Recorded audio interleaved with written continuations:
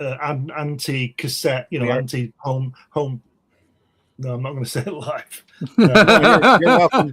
You're welcome to your opinion. You absolutely I am welcome to my opinion, and I'm also entitled to keep it to myself. Sorry. That's very true. I might be crazy, but I'm not stupid.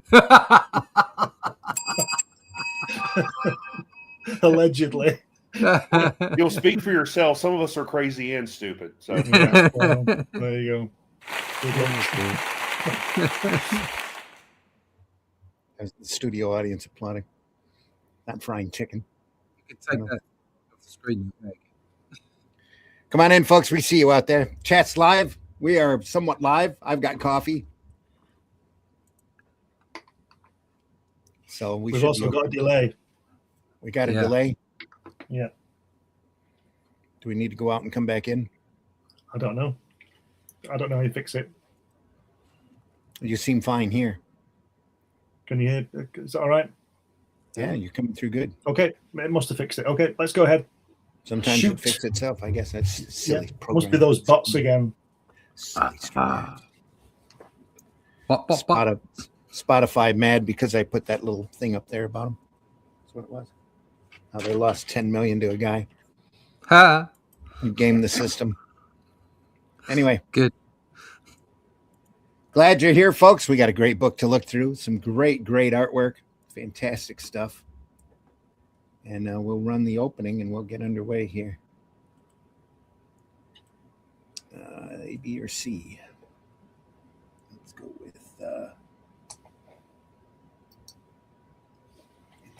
B.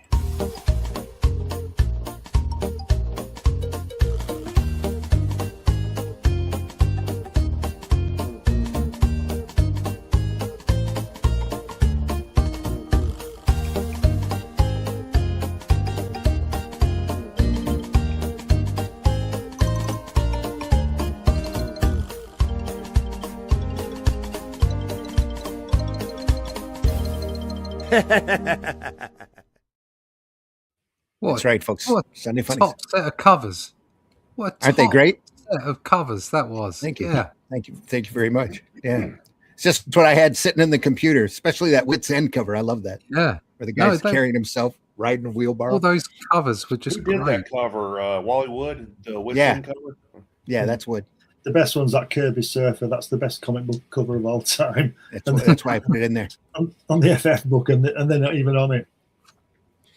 My personal favorite for a striking cover is that Bomba cover, where it shows him coming out of the water with the alligator. That's just, to me, that's just amazing. That's comics right there. That's such a great cover. A naked, large woman fighting airplanes is a pretty good, pretty good cover.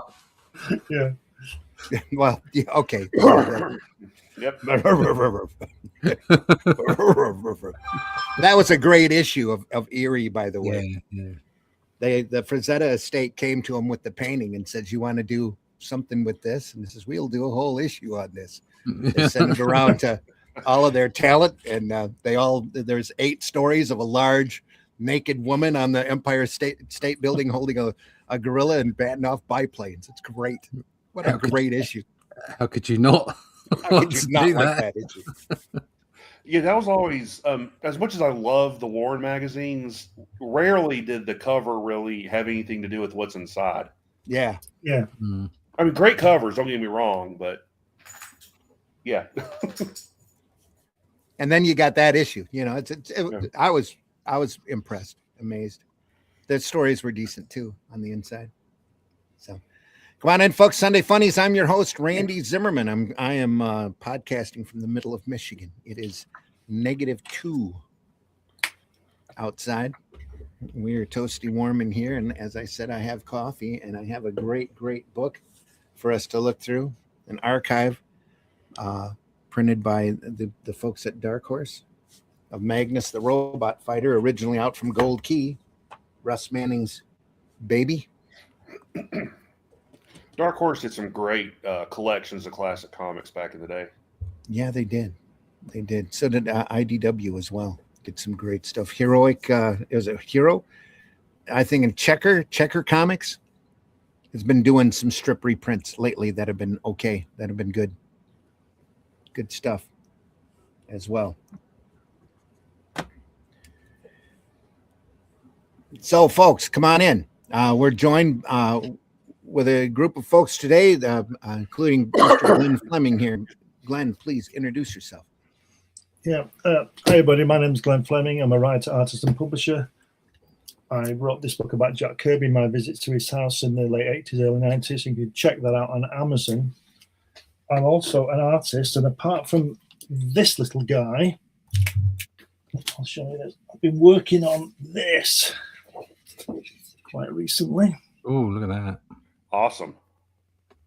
And I'll just show another page from that, which is that.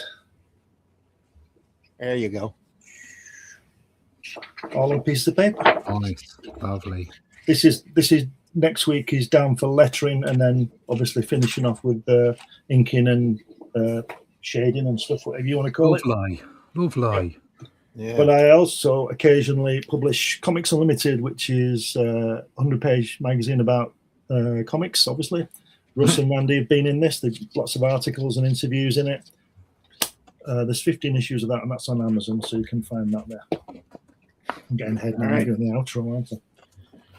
Also joining us this morning, Mr. Russ Leach. Russ, please introduce yourself. Hello, my name's Russ Leach. I'm a comic book artist from the UK, currently working on the Atlantean. If you want to find out more about that, go to russleach.com, sign up for that email list. It's going to be out for crowdfunding next month, now in March. And you can already pick up issues 1, 2, and 3 over on Amazon or over at Critical Blast or anywhere where they use the what's that system's name? Stripe? No. The one that Oh, does the publishing. The Ingram ordering system. Ingram Yes, Spark. sorry. I can never remember that. was- But like so Barnes and slightly Noble or anywhere like that, you can go Yeah. pick that up there. This week I have been I can't show you much of this because this is secret, but I can show you a little bit. There you go, like a little bit of comedy. A little bit of comedy. You can't see much of that. That was just something. So just to show you that I do actually do other things. I don't just do the Atlantean. But that's the most important thing at the moment. So if you want to find more out about that, go to russleach.com, sign up for the email list. All right. Also joining us this morning, Mr. Mitch Rogers. Mitch, please introduce yourself. Yes, I am Mitch Rogers, 15 plus year veteran of the indie comics industry or collective or whatever you want to call it. I'm the creator of the Boger horror comic book series and the Flesh and Blood collection anthology series, and both you can find on Global Comics and thepast.com. Just don't call it a community. Anyway. Oh, I know what to call it. You know, like I call it community, industry, whatever. Whatever. I don't know. Shit show. Well, that's probably more accurate for what's going on right now. But yeah.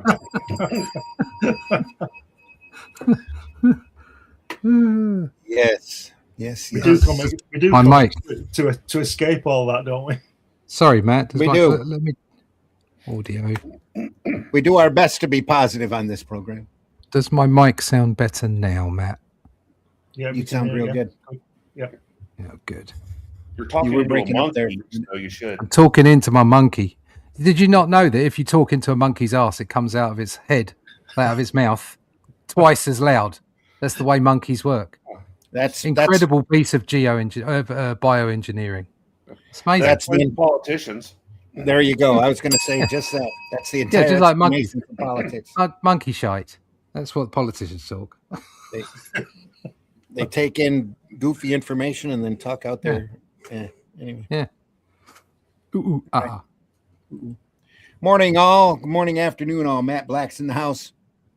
PBR, Street Gang. Hey, PBR. Hope you're doing well. Marv says, good morning. Sal passed away. Unfortunately, he will be remembered for his Hulk, like you said Friday. But for me, it was Rom's Space Knight.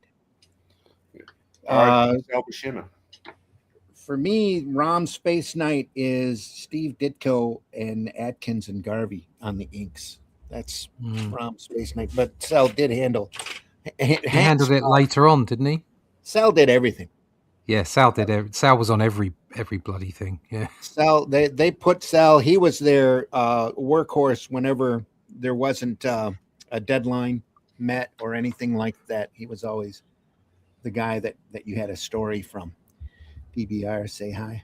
He had big runs on Captain America, Avengers. I want to say Defenders, definitely my favorite. Hulk. It's just about everything he had big runs on. Russ, your mic sounds terrible today. Russ fixed it. Sounds perfect, mate. Yep, back together. LOL. Matt Black says we're up to date. We are looking at Magnus, robot fighter. It's a great Dark Horse archive collecting, I believe, the first 5-6 issues.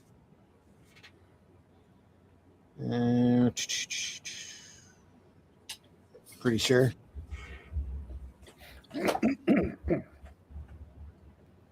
Dark Horse is proud to present a legendary body of work from one of the most renowned figures in comics history. Allowed extraordinary creative freedom, Russ Manning developed an immortal vision of the future that was driven by his own interpretation of Edgar Rice Burroughs' Tarzan. Manning considered Magnus Robot Fighter his own Tarzan, and the dynamic series swiftly earned a celebrated place in the libraries of science fiction enthusiasts. The original Magnus Robot Fighter stories that started it all are now available for the first time since their publishing by Gold Key in the 60s. Collecting the first issues of this groundbreaking series, the adventure begins here.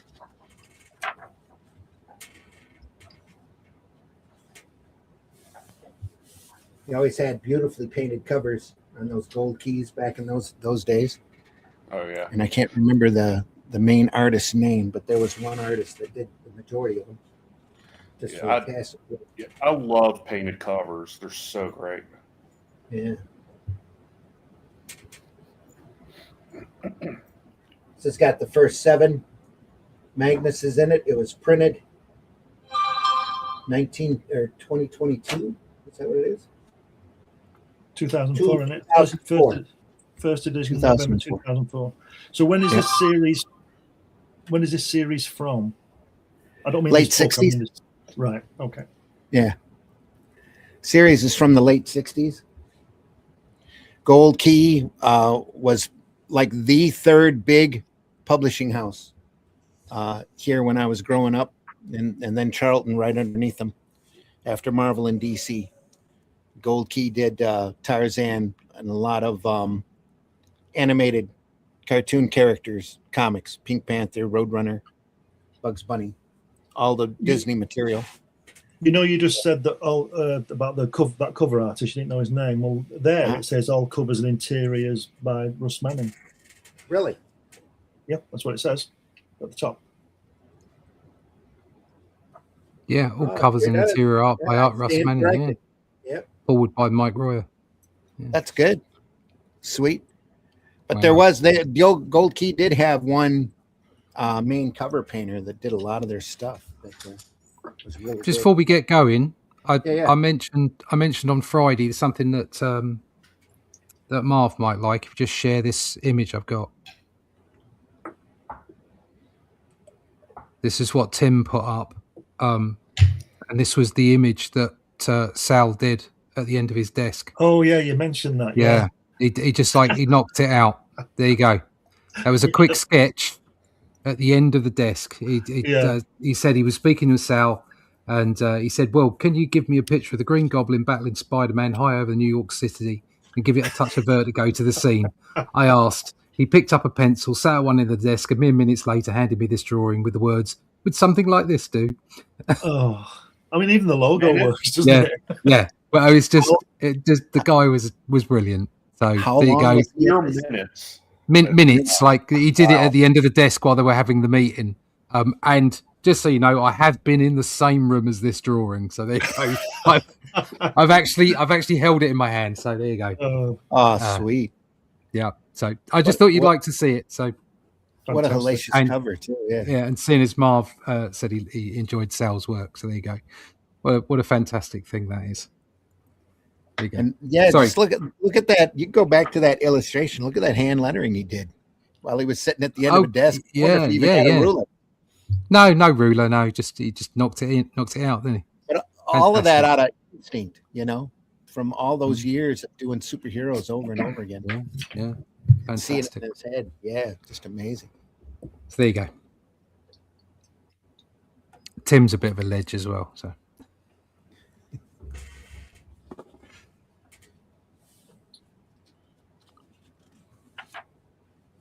Oh, look at that.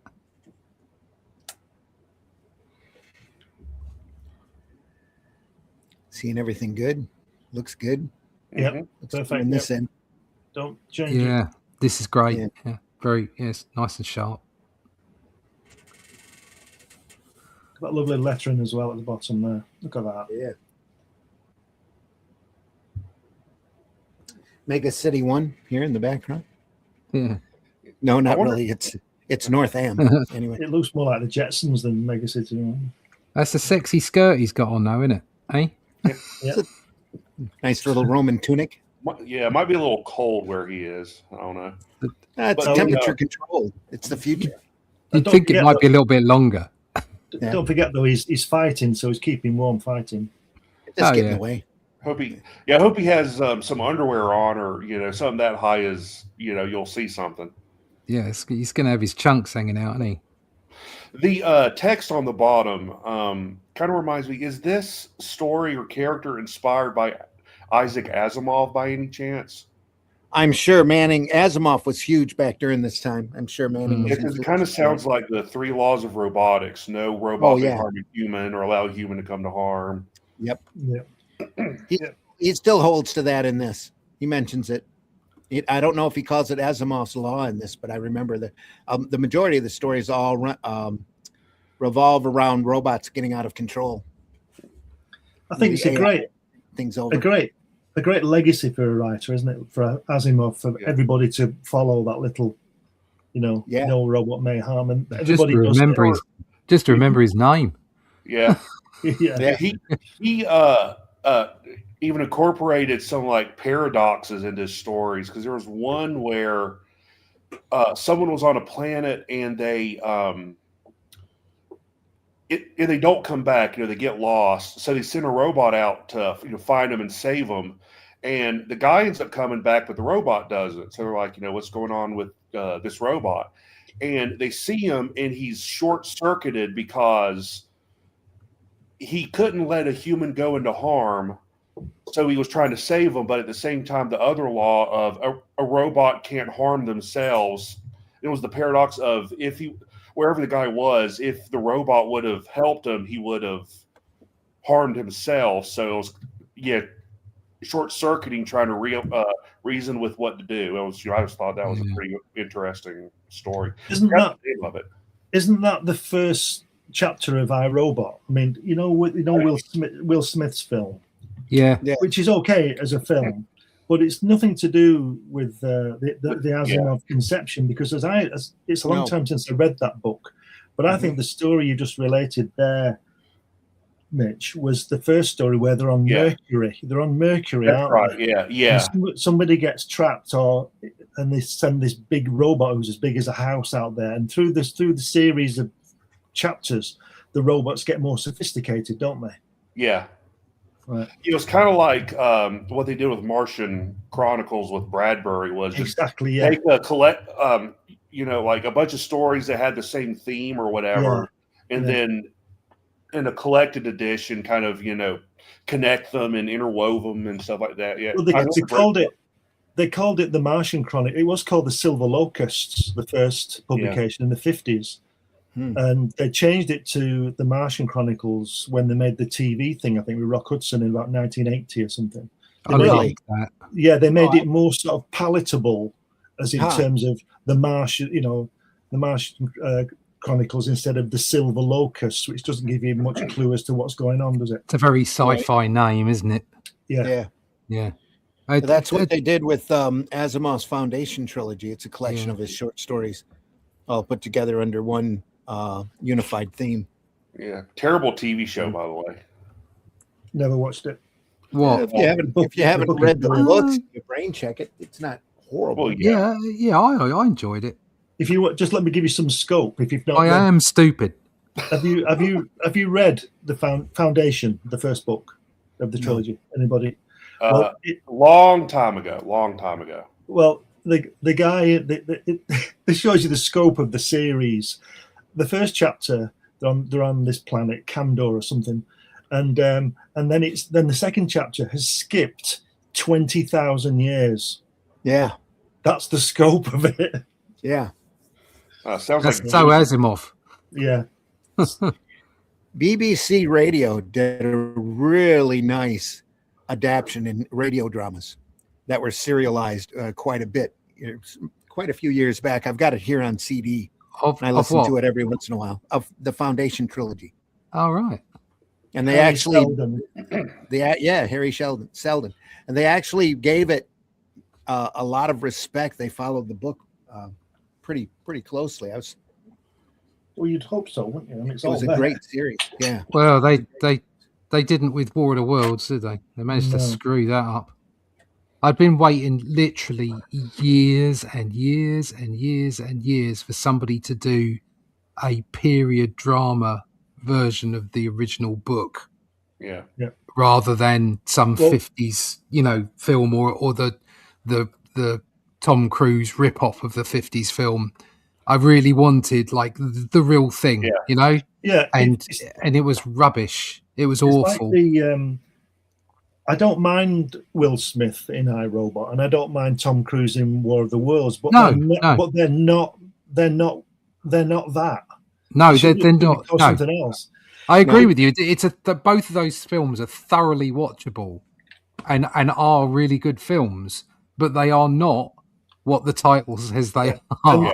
And, Well, definitely not the newest War of the Worlds. Oh my God, have you seen that movie? no, With Ice Cube. Yeah, I mean, I love watching bad movies just because of how ridiculous they are a lot of the times. I had to force myself to sit through that movie. I've heard just how bad that is. Will Smith did the same with the Omega Man, didn't he? That's right. Yeah. He changed it to vampires and all that sort of. Well, crap. the original novel that the Omega Man is based on, I Am Legend, is about vampires. Right. Well, the Chuck Heston film is brilliant from 1970. It is. That was Yeah. the Vincent Price movie. Yeah. I think Last Man on Earth. Yep. I thought you were going to say, what was it? Help me, help me. The Fly. Oh, yeah. Help me. Help me. Yeah, I saw that movie. I was maybe 6, I think. And, Yeah. the original with Vincent Price, not the Jeff Goldblum one. I saw that a few years later, but ever since then, I had this like obsession with like characters that are like half insect, half human. So when I started making my own comics as a kid, I tried to incorporate that imagery into it, but I mean, obviously didn't go anywhere. But that concept didn't go anywhere. Obviously the comics did, but Freaks me out. Saturday afternoon for me was Channel 5 and these old 40s and 50s sci-fi movies like The Fly and Day of the Triffids. And I downloaded the Mystery Science Theater 3000. this was before Mystery Science Theater. Yeah.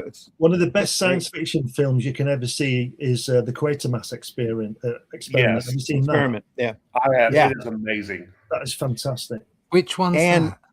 Quartermass Experiment. The one Quatermass. it's set in London where they find these aliens. Oh, is that the subway? is that the Martian cricket? Martian cricket.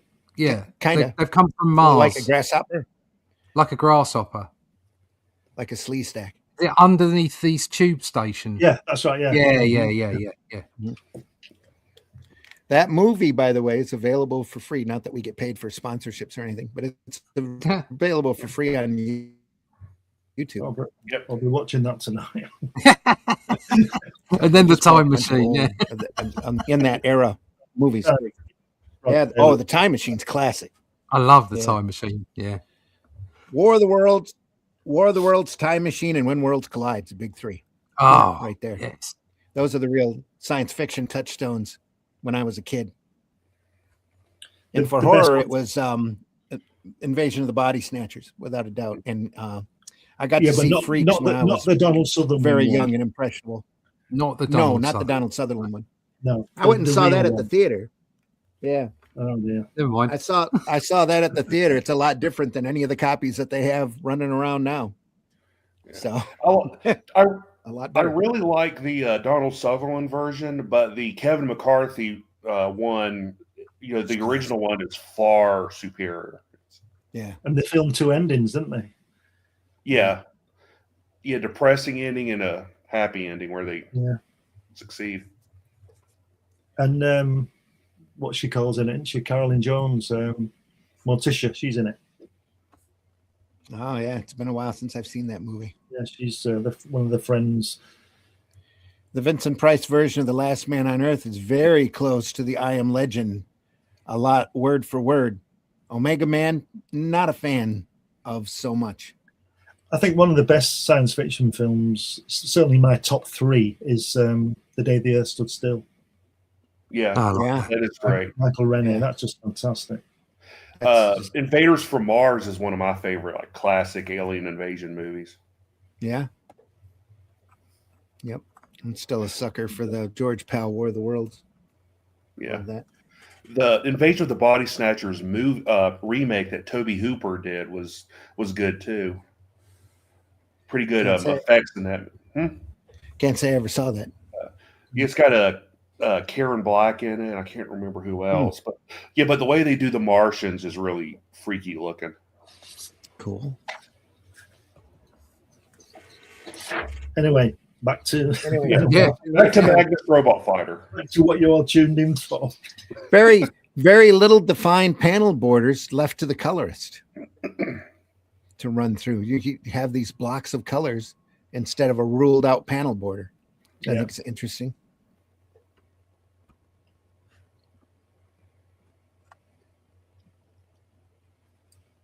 They had great colors back in those days with gold key.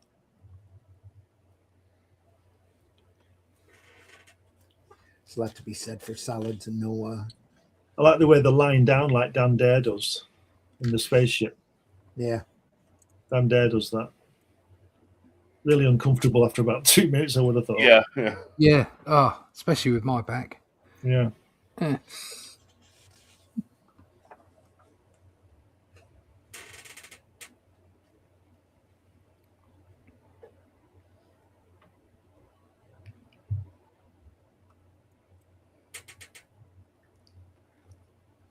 Leela? Is that They've got great heads of hair, haven't they? Oh yeah, yeah, very 50s, almost.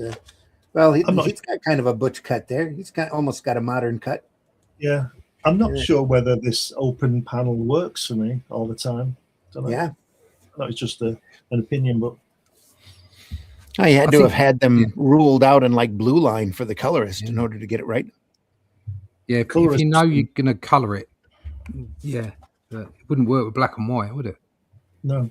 No, maybe he was his own colorist. It says interior art by, doesn't give a coloring. Maybe Russ does it. Maybe he did, yeah. That would make sense if he oversaw that.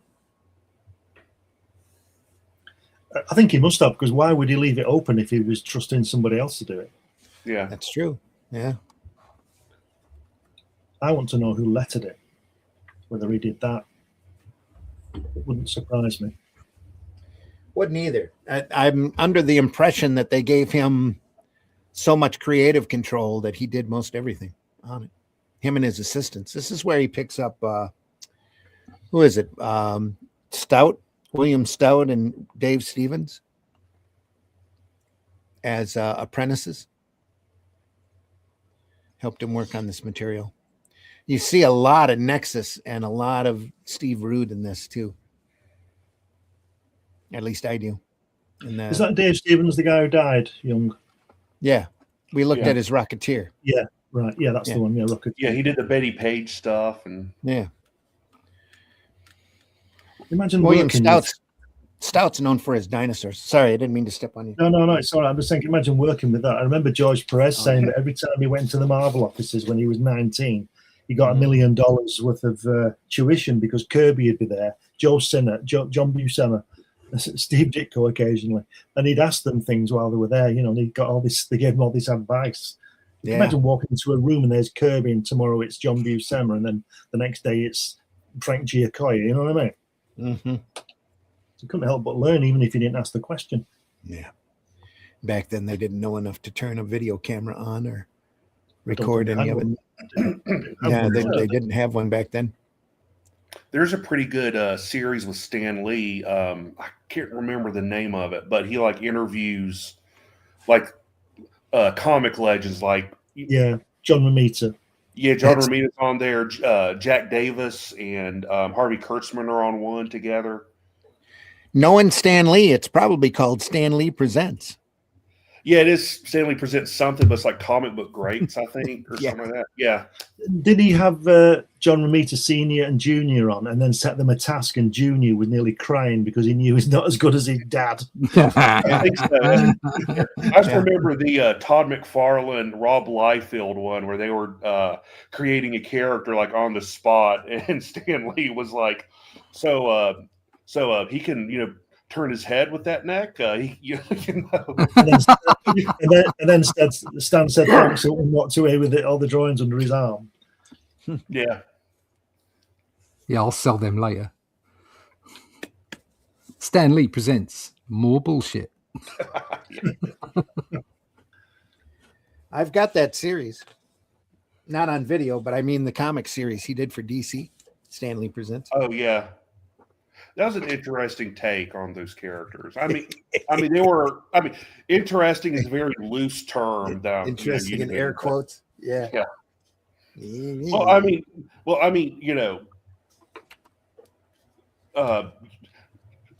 there's, some things are interesting that are just absolutely horrible, but interesting is a very loose word in itself. So. Yeah.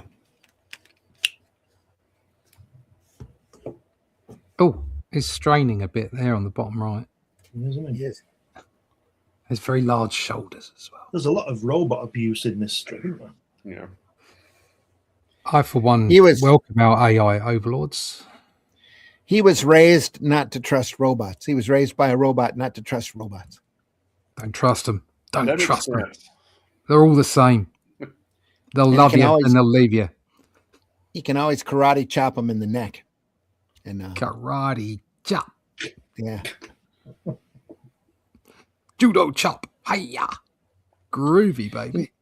I think I read Manning said he didn't like him hitting with a clenched fist. So he just had him hit it on the side of his hand with a karate chop.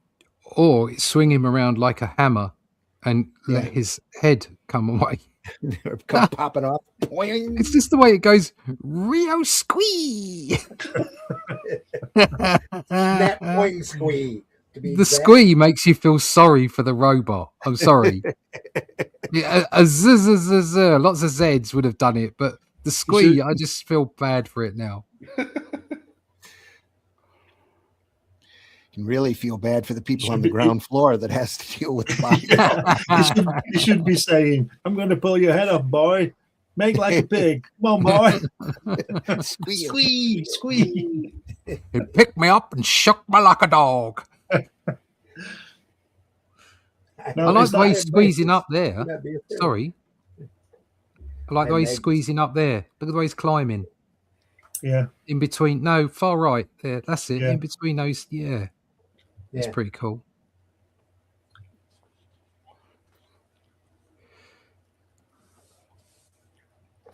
Woohoo!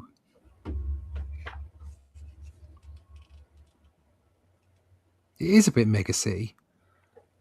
Yeah. It also kind of reminds me of Logan's Run a little bit. Yeah. All the short skirts. Yeah, I'm gonna say Jenny Agutter in that short skirt. I think it was a belt, wasn't it? It wasn't a skirt. Yeah. What Jenny Agutter had on? Yeah. He's got a shorter skirt than that girl next to him. Look. So they're all tunics. Yeah. Yeah. Yeah, because in the future, they don't need pants. No, you No. don't need pants in the future. No one needs them. Oh, wow. Look at that. Robot action. Squee.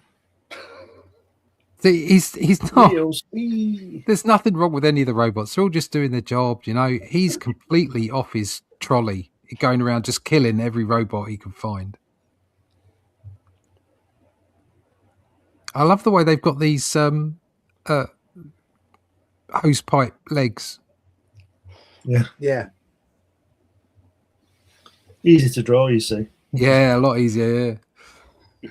I like the way he's kneeling and on the right-hand panel. Yeah. Yeah. Very casual. Could you turn yourself in any other direction, sir? I think that girl at the end there is naked. They've covered that up in post-production. Covered her up, yeah. We got Vinny That's into the dress she. That's the dress she always wears. Go ahead. Is it? Oh, right. Yeah. It's a rather Is she- nice negligee. Is she poking out of it? Yeah. When I was a So- kid, that was pretty influential on my youth there. That's terrible. There should be a comics code to stop that kind of. You would think so, but she's all covered up. So. She kind of blends into the shadow in the background. Yeah. Yeah, I think that's on purpose. Actually, it's a darker purple back here. Oh, it just looks from the. Yeah, it looks solid black in the camera. You can't hardly see. There's a few little door lines in here that you just can't see. Stupid, silly coloring.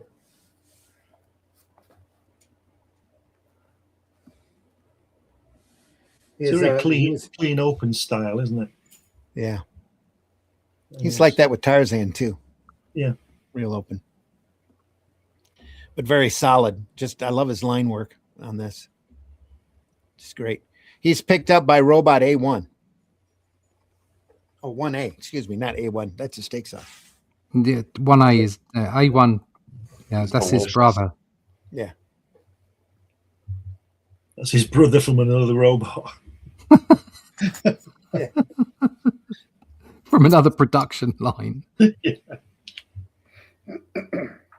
Look at that haircut. That's modern.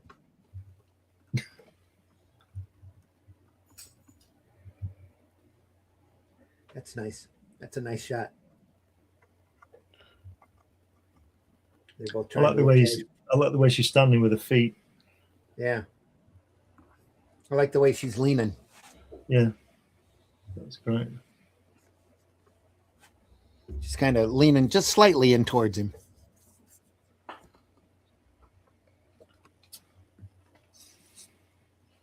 So he was raised by a robot that taught him not to trust robots.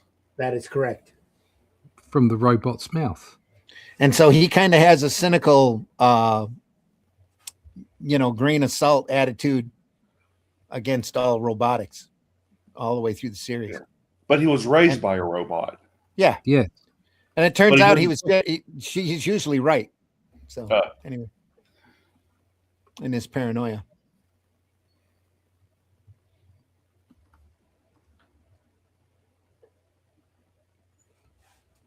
All robots are bad, except the one that raised me.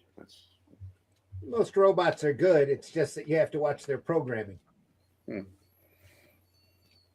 Whack. Or they'll start Brilliant. slapping you up. That H8 hate robot. Chief. Whack. Under the chin shot, not very easy to do and have it look right.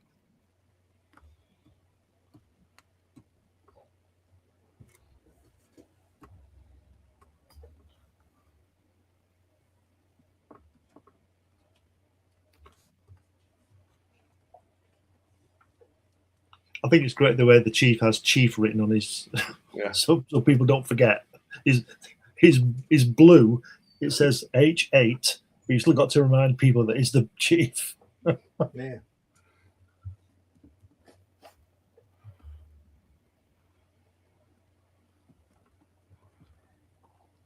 We like all of your puny race. He says.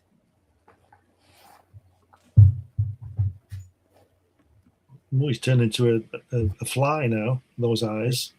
Yeah, fly eyes. He's saying the loud part, the silent part out loud and everything. It's like, yeah, we hate you humans, scumbags.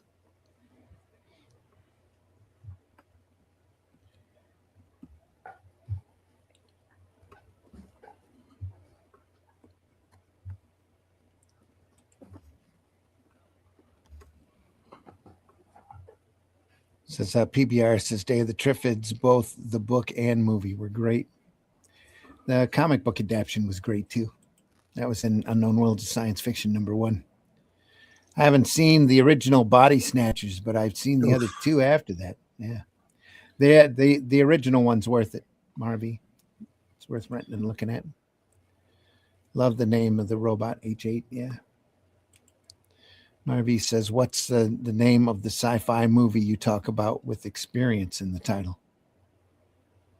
I think he means the Quatermass Experiment.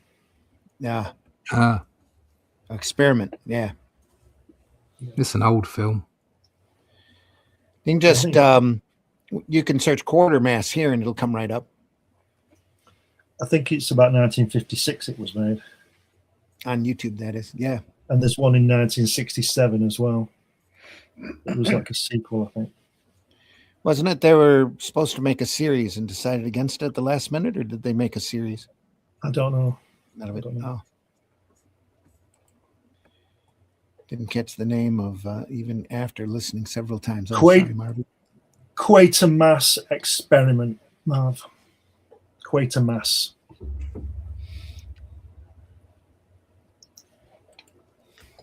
That's a Quater. Yeah. MAS. Double S, I think. I think you're right. 1955. Quatermass and the Pit is 1967, so there's two as far as I know. Yeah, Quatermass in the Pit. That's the one with the. Yeah, that's the under the subway. That's the one under the tube station. Yeah. Yeah. That's good. That I like that. Was that Hammer? Yes. Yeah. And it was called the Creeping Unknown in the United States. They've got to change everything, haven't they? What's wrong with the Quatermass Experiment? Because they didn't know who Quatermass was. Well, neither did we before that came out. Didn't they have to change? Richard the Third Part 2 or whatever. What's the one from Shakespeare? I don't know. Well, is it a black and female now into Shakespeare? Yeah, apparently so. Yeah, who knew? Eh? Who knew? Oh dear. Yeah, it's from the 1953 BBC television serial, The Quatermass Experiment. Watch if you can get those. Watch it. It's very good. Yeah, it's Experiment with an X. It doesn't start with an E. The film, but the TV show has an E.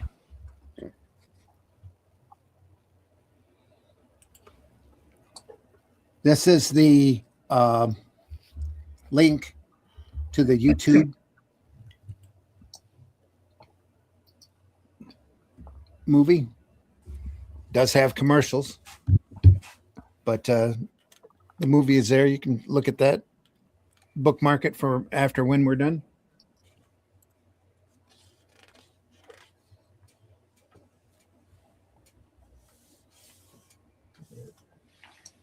A little heavy on the color there inside that caption box.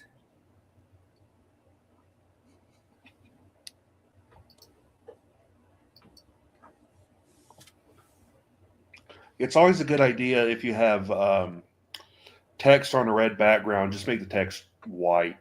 It's easier to see. Yeah. Yeah.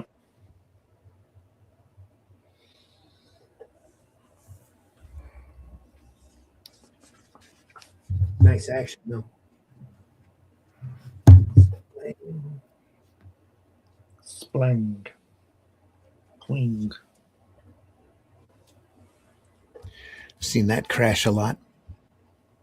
Yeah. That looks exactly like the the font, sound effects font that too many people use nowadays. It's got that crash in it with a point for an A. They probably got it from that. Yeah, they might have. Splang.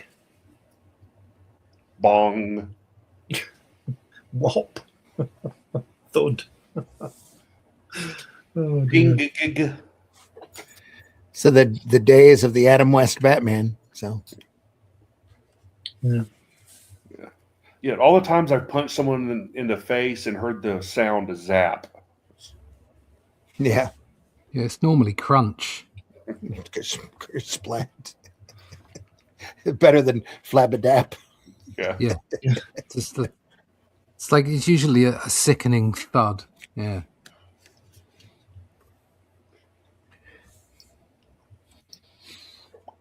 Tarantino should remake them. Could you imagine that? And the main character should be played by Sam Jackson. Okay. I can just imagine him right now. Sam Jackson and Invader. What's talking about? Invasion of the Body Snatchers or Quatermass? Either way, it'll be great. Either way, it'll be great. Just seeing Sam Jackson say, "Put motherfucker" in everything. That's his job. That's his job. It's on his CV. Yeah. Samuel L. Jackson's one of those actors that if he's he's kind of stereotyped as the angry black guy and everything, but every time he's able to actually really act and stretch his chops, he's great. He's amazing. Yeah. Well, that's his fault for choosing those roles.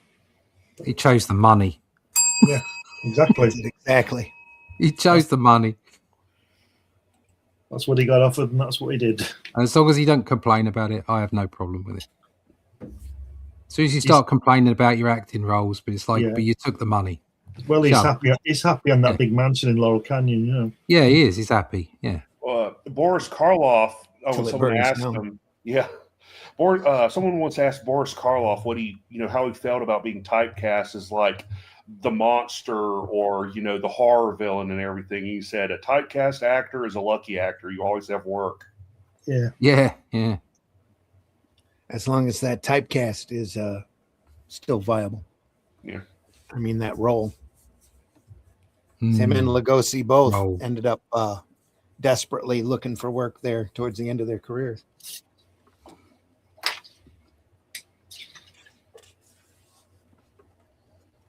Here's issue 2. Operation Disguise. Yellow cover this time.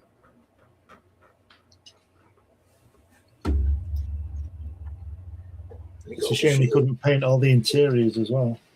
Yeah.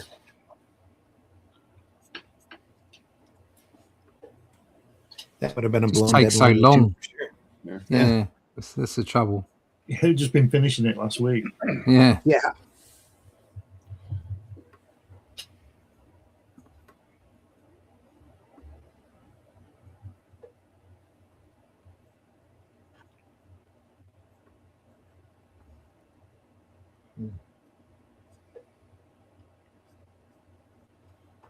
Mech Man. There's a ruled panel border. Yeah. 2. 3. 4. Oh, Yeah. His editors give him a phone call.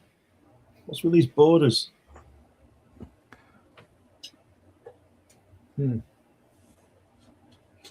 He's bringing it back.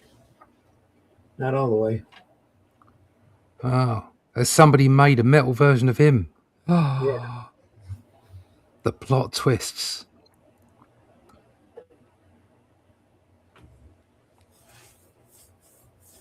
She looks a little bit like Wilma. Yeah. Wilma. Just the orange hair. He's with his silver look, he looks a little bit Colossus-like. Yeah.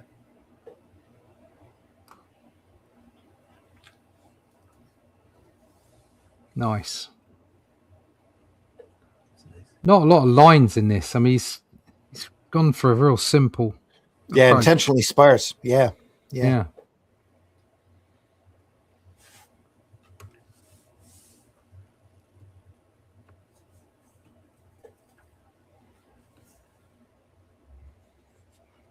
Yeah, he left it open for the color because he knew the future was going to be bright and colorful.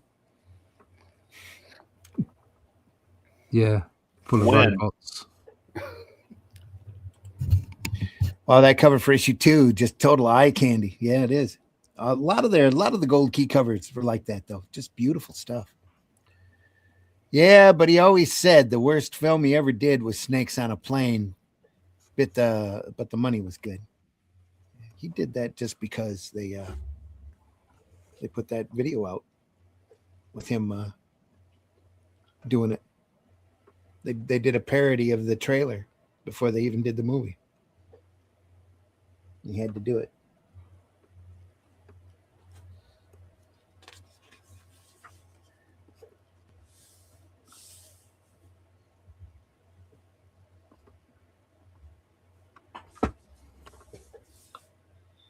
That older guy's got great hair, hasn't he?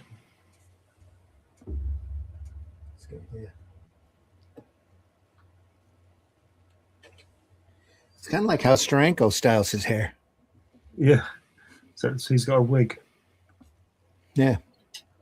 Look at that guy there in the middle panel. He's got a little short skirt on and he's got a cloak over his suit. Yeah. Well, he's not going to be as good to look at, let's face it.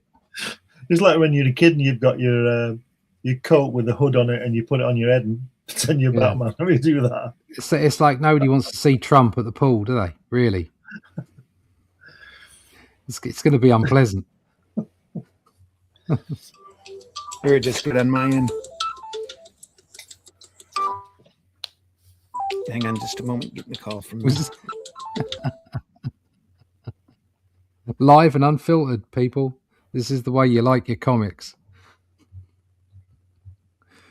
Just got a call. It's the future calling, saying we've got all your robots. They're on the way.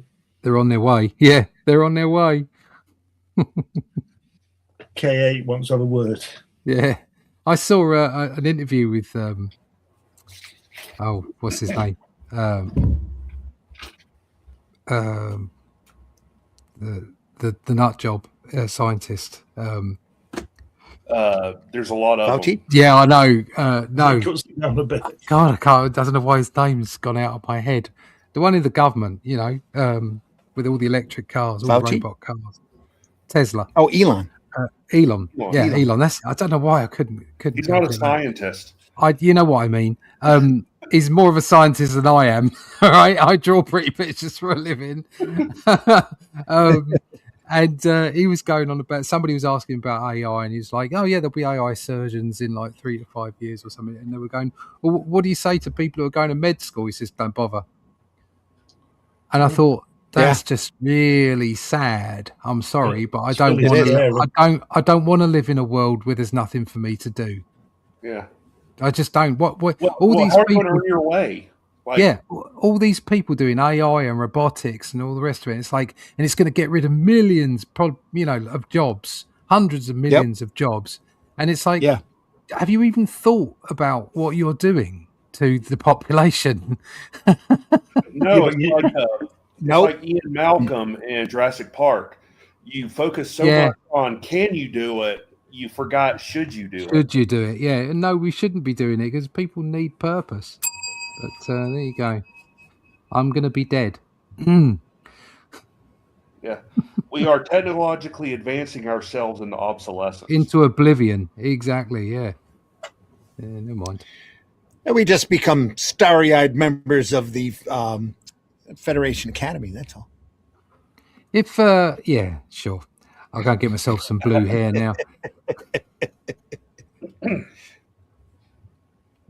If you could be sure that everybody would look for maybe, I don't know, the secret to life, or, how to live in peace, not steal your neighbour's cat. Well, they already know those things, but they don't profit, do they? No, exactly. But If you've what I'm got- saying is, Well, if you could guarantee that the general populace would be happy looking internally, do you know what I mean? Like looking at the human condition and Yeah. maybe looking internally, spiritually, then yeah, roll out all the AI, roll out all the robots. Everybody's going to start looking for the meaning to life. But they're not. You're still going to get people wandering around kicking the robots' backsides, stealing shit, Well, snorting cocaine. You know what you get when you get 8 billion people unemployed, don't you? Chaos. War. AI brothels. Yeah. Yeah, War. Yeah. I was And going to say you get- AI brothels. You get war. AI and then brothels. Yes. You've got war, and then after 6 months, you've got 1 billion people. Exactly. Yes. Yeah, they want to stop talking up those old AI robot soldiers because everybody's going to be going, well, why should I be going to war then? What's going on there? They'll send everybody to Mars. They'll send all the robots to Mars. Already there, the robots, aren't they? Are they? Ooh. Yeah, those little things running around on tracks. Oh, those things. Yeah. That we know of. Those are the ones that we know of. Yeah. They're not there anyway, are they? They're up in Alaska or something. They're not really on Mars. No. Have you not seen the picture of the Yeah. of the small rodent? Yeah. Well, the pictures of Mars look more like the deserts of Arizona than northern Alaska. Well, apparently it's up. I think it's up in Alaska or Canada or something. There's this island, okay, that looks apparently just that's where they train, where they go and test all their rovers and everything for Mars.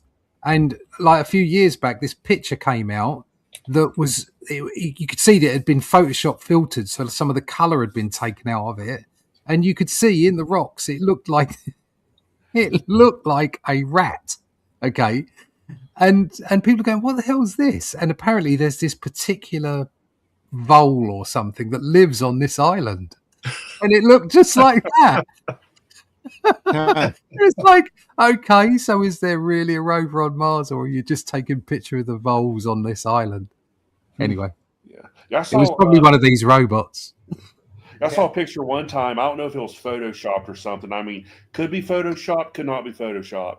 But it was a supposed picture that a rover took on Mars, and you could see a giant tarantula.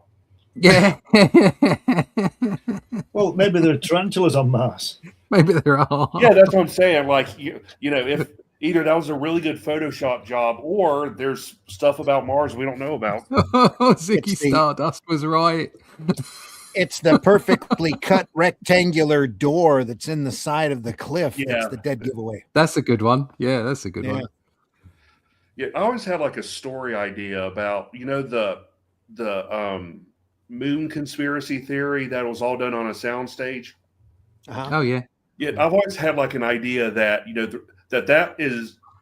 I mean, I know we went to the moon. Okay, you know, this is just a story idea that the reason why they faked the moon landing is because they did a secret moon mission and found, you know, stuff that they weren't supposed to. So aliens. Well, there's plenty of people that actually think that is the case. I was like, you know, that'd be a cool horror story, you know, to do a fake moon landing. Right after the time that Blair Witch came out, I think they did one like that. That had to do Apollo 18, wasn't it? Yeah. 18, yeah. Yeah. Like a found another one out called, footage. It's called Moon. Yeah. That's like that. Oh, the moon one is slightly different. That's about cloning, isn't it? Sorry, I've just given the whole thing away. That's fine. There's a on YouTube. There's like a short film. I can't remember the name of it. I got it saved on my playlist. You know, so I'll send a link where it's. I mean, it's a fictional short film about a mission to the moon where they find like an abandoned city and they find like mummified astronauts from like other planets and stuff. It's pretty cool. That's cool. I like that. It's obviously fake. You can tell that it's a miniature, just, you know, with the footage, but it was pretty cool, like found footage style short film. It was really cool. Cool.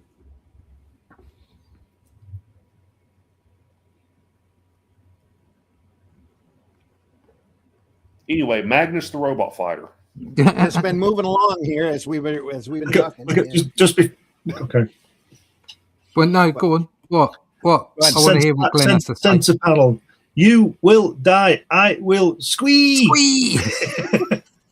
It's like I'm feeling sorry for him again. And then all of a sudden on the bottom panel, we've got No Man in the panel. Oh, it's No Man, yeah. Or what's his name? Captain Dr. Manhattan.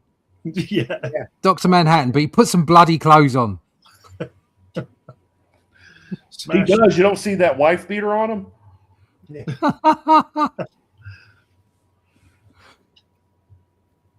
Good whack. There's a good punch. Thwack. McMahon. That vat of mercury, if only I could maneuver him in that direction, knocks him into it. What happened to his little dashes between his words when he's smacking him? Is he suddenly human? You see, he's talking like a robot, and then when he hits him, there's no little dashes between the words. He Might be knocks a some humanity into him. Might be a mistake from the letter or something. I think so. Well, yeah. it comes back here as he's dying. Yeah. They start That's what I'm putting saying. dots between the letters. Yeah. Or between them. Okay. I like how he's covered in mercury, and in the bottom panel on the right hand side, Magnus is carrying him. I mean, Yeah. wouldn't the mercury hurt Magnus? Because it's Let's hope mercury. no. I don't know if mercury. I don't know what it does to you. I know you're not supposed to drink it. Poison. This was back. It'll This was hurt back- your skin. Yeah, this was back before they decided mercury was that harmful. Don't think they decided it was harmful, Randy. I think they found out it was. Oh, that's what I mean. Too many people drank it. Yeah, I'm fed Yeah. up with this. It's harmful. All right. What do you? Where's all this mercury poisoning coming from? And That'll be you what do you mean drinking it's it. in the thermometers? What the hell? Yeah, Been sucking on this thermometer. yeah, we've been sticking thermometers in these kids' mouths forever. Yeah. Please, steady on. And up their butts in some cases. Yeah, wondering why they're dying of lead poisoning or mercury poisoning. I mean, go. He's melting. What a world! Melting. This guy keeps turning to Peter Parker for me. This guy. This guy. Yeah, It's because he's so clean cut. he's Yeah. so handsome. Look at him. He's got great hair. Yeah. Oh, It's cracking off. What does that mean? It's cracking off. he's cracking one off. What? The Oh. future's calling again. God, he's popular today, isn't he? Bloody hell. Everybody's look at that. calling Randy today. I'll be right there. Look at that last panel upside down. How good is that? That's great. And the fact that he bothered drawing it upside down, that's brilliant.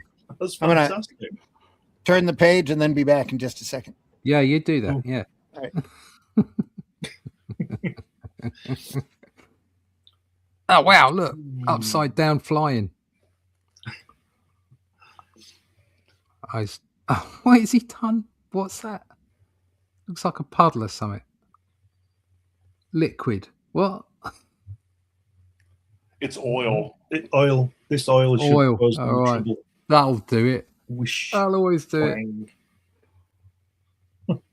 You just happen to have a jar of oil, like you do. Well, I suppose if you're a robot hunter, you would. Wouldn't you? I mean, You'd probably have one if you were a robot, wouldn't you? Because Yeah. you need to put it on your to knee. spare. Yeah, or You you would. might enjoy it. It might be something that you eat. It'd be like robot fuel. Yeah. Nom nom nom nom nom nom. Put it nom. on his knee, even though he ain't got one. Yeah. on his bendable limb. He thinks he's Dr. Octopus. Does a bit, doesn't it? I like those feet though. That's it. God, it's not much Strange. grip on them. No. Huh? Clang. Glang. It should be more of a slop, shouldn't it, rather than clang? Yeah, like a skiddy noise first. Yeah. Swoosh. Oh, well, there you go. There it is. Swoosh. Or is that? Oh no, the swoosh is him pouring the oil, And and then the a whoosh. whish is them slipping, and the clang is as they fall to the floor. That's all right. That's a big bottle. There's something going on with that perspective there because that bottle's pretty bloody big. It's the size of a No. bin. Yeah. In the first panel, he's holding the bottle and it's pretty big. It's about the size. Oh, it is, isn't it? Yeah. Yeah. It's a lot of oil. He's caused an environmental catastrophe there. Hazard. Well, who leaves a large jar of oil just sitting around for someone to grab? I mean, In all fairness, he might have had it in the trunk. that's a pretty big trunk. Just like threw it out. I thought you said he might have had it in his trunks. I like, yeah. That's why That she would be likes him. more amazing. These are pole robs, as instead of police. Yeah. Pole robs. All right. Pole robs, we're trapped. I can't outfight them all, Leela. I'm just trying to work out her back. Oh, it is a back. That line on the bottom left. What line? Oh, it's her back. Oh, Oh, yeah, it yeah. is. Yeah. Yeah, it's I'm just trying to fine, work out whether she'd exorcist her head. Yeah. That's a very low bust. I like the Space Balloon. He's a robot fighter. His job is to fight robots. Yeah. But in that panel, he says, "I can't outfight them all, but I'm a human." It's like your job is to fight robots. What do you mean you can't do them all? Yeah. He can outthink them though. It's yeah. Yeah, they are pretty stupid. Well, they're robots. They're robots. Not for long.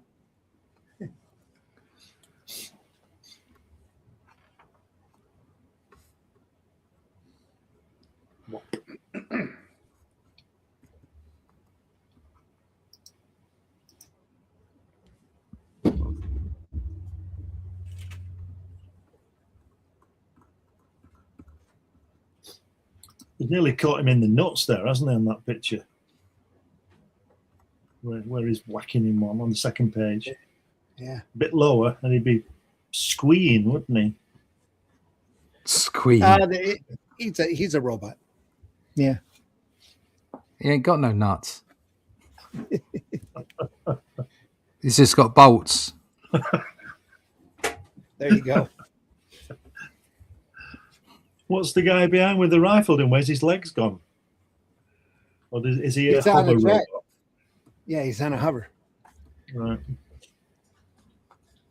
Oh, there's a duplicate of him. Yeah. What's going on there? I'm made of steel. Oh.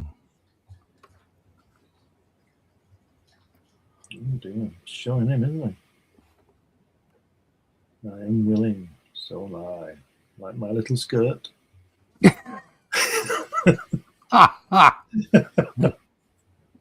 My skirt's shorter than yours. I have orders. They are to be completed. Oh, this guy's the robot. So he was aiming for that low blow. Right.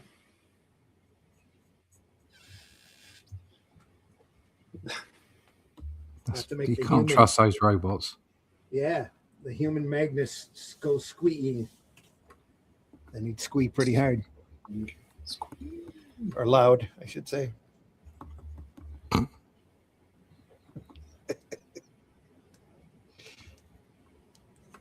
His mechanical mind is confused. How does he know that? Couldn't tell you.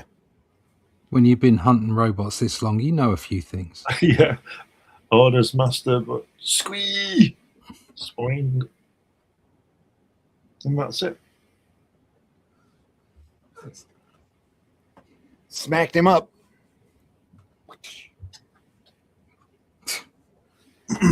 Pretty easy, hand, really. It slapped him. Splang. Spoing. His arms come off. Look at that.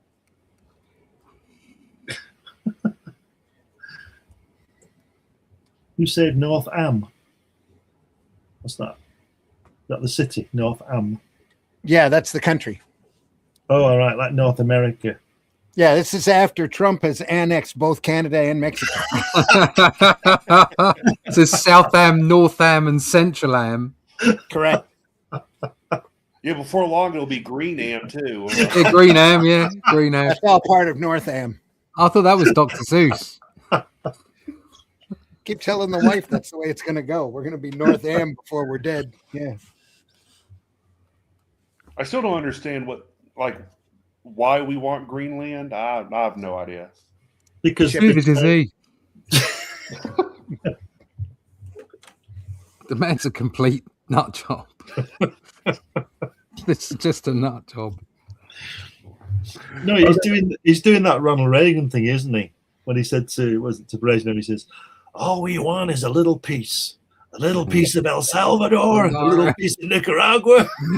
I'd like a little piece of Poland and a little piece of France, a little piece of Belgium. Oh dear. That's what it is. Maybe we're better off with your robots. You know what I mean? Oh, look at that! Wow, giant robot this time. Look at him. Look at that! It's What a fantastic. heed. I love the fact that he paints this and does I Yeah. just like these beautiful paintings, and then he does these by comparison, as far as the technique is concerned, these simple comic book drawings, and it's wonderful, fantastic. If you notice, for some reason on the covers so far, Magnus has blonde hair, but in the book he has brown. Yeah. Huh. That robot there looks like somebody thrown a fried egg at his face, doesn't it? Oh yeah, it does, doesn't it? Right, I'm trying to think. putting it I love nicely. that. Yeah. I think that looks a little bit like actually looking at his iris. It looks like maybe he's had some drugs. Yeah. A little, His pupils have extended. It's like, oh, I just had some of that sweet, sweet oil. Ooh, it was better. It was unleaded this time. Mm. Yeah.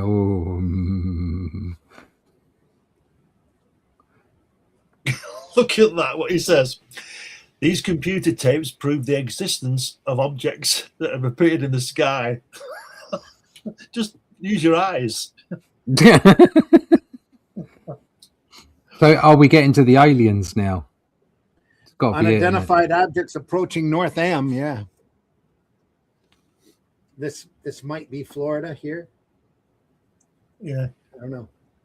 yeah, they're just hitting South Carolina. You better duck, Mitch. It's a little, I don't know, suggestive. That map. But anyway, Pew pew. Look at that. He says, "Identify yourselves. Identify or risk destruction." Like an alien's going to understand what he's saying. You know, Or give a shit. It's just travelled light years. it does zap you, wouldn't it? It's going to destroy your planet in a sec.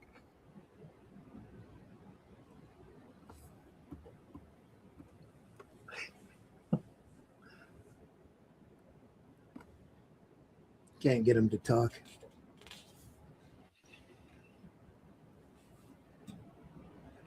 They're under attack, though.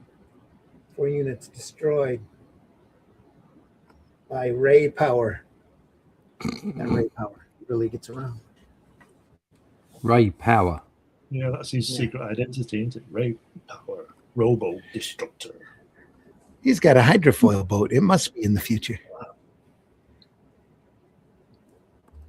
Wow, it's enormous. I've never seen anything like it. Because the one he saw last week wasn't as big as that. That's what she said.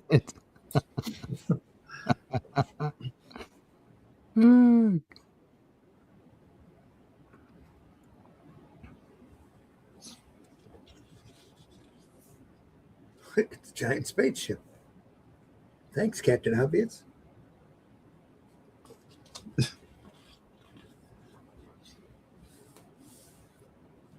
Well, that's nice. Wow, that's that. If this was set to music, that'd be going dun dun dun dun dun dun dun dun dun dun. Dun, dun, dun. Back to the best version of War of the Worlds. Yeah, Yeah. The only bit that doesn't work for me on the record is the bit at the end when they start to come again. That's a bit hokey. Yeah, I know what you mean. Yeah, they should have just left it. Yeah. That is a callback to the old The radio show. Orson Welles. Orson Welles War of the Worlds radio programs. What that's a callback to. Yeah.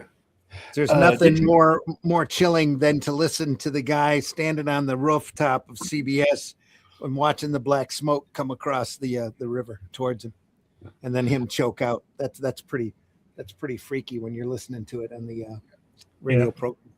Did you know they did that again? What? Did a version of War of the Worlds that was Set up like an actual news report. And I think where was it? It was in a Latin American country, and they ended up rioting after they found out it was fake because instead of doing the announcement that this is a fictional story at the beginning, like Wells did, they did it at the end. So they had but it was even it was done even more intricately because it was during an actual radio program. It was like a music program on the radio, and they had an idea to run the program as is, but have the news pop in the Martians are opening up this time. Then they go back to the show and stuff, and people were freaking out. And then at the end they're what just played was a fictional audio play or something, and people ended up rioting in the riding the radio headquarters or whatever. It was they had to stop and make that announcement halfway through the Orson Welles program too, because everybody was getting upset and their operator boards were being flooded with calls because so many people picked up on the program after they made the announcement that it was a work of fiction. They thought it was a real radio program. So I guess the counter programming at that probably the counter programming at the time was boring. So once people figured out, or a rerun or whatever, once people figured out they didn't want to listen to it, they turned it over to the radio theater right as music was playing, and after they had made the initial announcement. So that's why you can see the dilemma of any announcement of that kind, because don't forget, apart from the fact that it knocks religion on the head and all that, half the planet is always asleep. Yeah. So where me and Russ are right now, it's 1 o'clock in the morning in Australia. So if they announced it now, the Aussies aren't going to get it for 6 hours, are they? But then the advantage would be is if the aliens came to us and said, "Look, guys, half of you are going to be okay, and half of you aren't." You get the news out on our side, and whatever happens, happens. Whatever happens. There'd be chaos. It'd be absolute anarchy. I think it was definitely a test. I mean, think of the brains that you're thinking of, that you're communicating with in terms of humans. That guy, what's the guy called who does all the Egypt thing? Graham Hancock. Graham Hancock. He was on a show, and the guy said to him, because he was saying about not Graham Hancock, the other guy. The one that's just died, Van Daniken. No, the English guy who was on the Ricky Gervais, who doesn't believe in God. The God Delusion, his book. Oh, right. Yeah. Richard Dawkins. Richard Dawkins. He was on a program. He was on a program where the guy, who was a religious guy, said to him, "If you, Richard, proved that God didn't exist, I wouldn't believe you." Yeah, there you go. If you proved it, he wouldn't believe him, and that's where the mindset is. Well, I mean, to be fair, you really can't prove something like that. Yeah, you can't. Because it's like the concept of a creator deity. I'm not talking about any specific religion, but of a cosmic, otherworldly, heaven hell thing. You really can't prove it because it kind of goes beyond science. You get what I mean? You can't disprove it. That's why you can't prove it. Yeah, that's what You I'm can't. saying. You can't force a negative on it, and that's the problem. Which is where faith comes in, I suppose.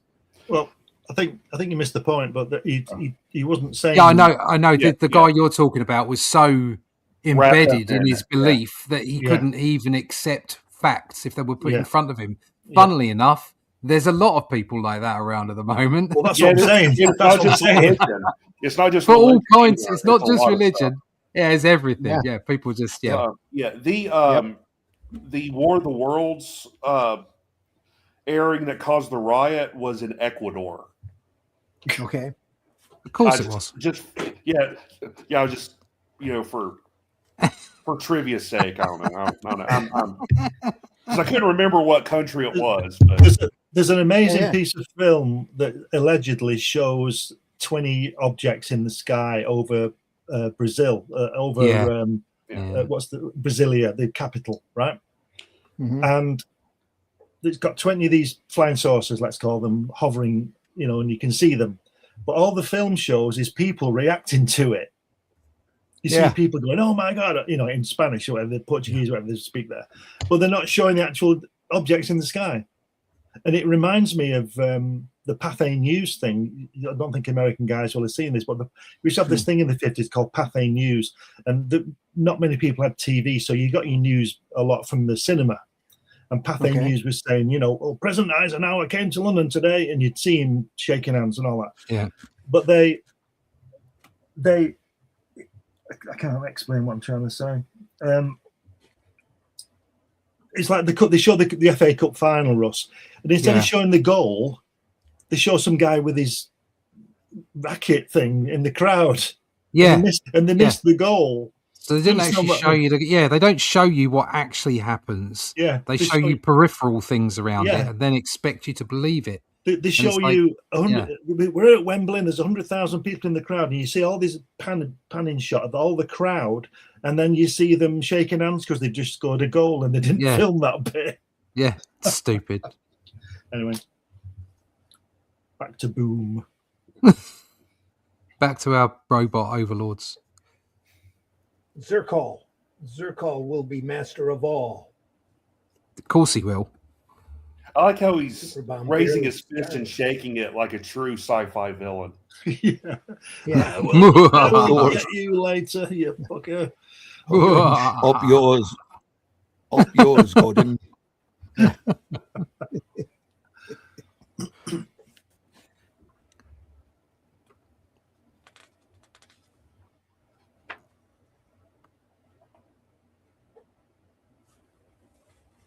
Here we go, a little bit of romance.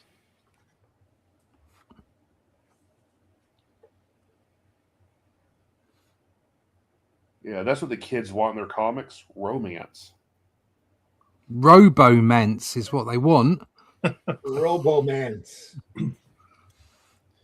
Put a trademark on that one. Make a series of comics. Yeah, I'm sure there's already a series of films. Robomance.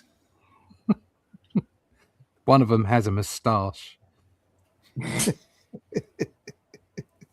Yeah.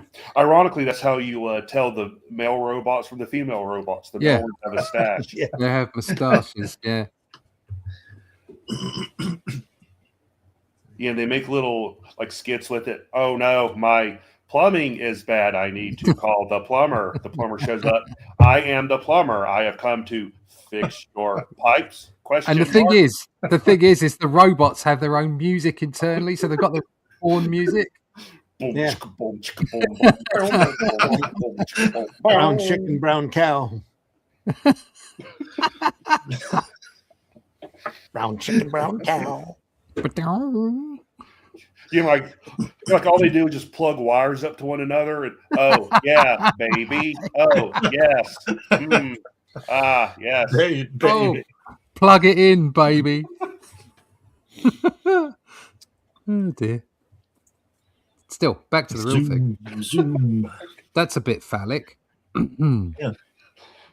after what we were just talking about. That guy has that robot is definitely off its face on drugs. Look.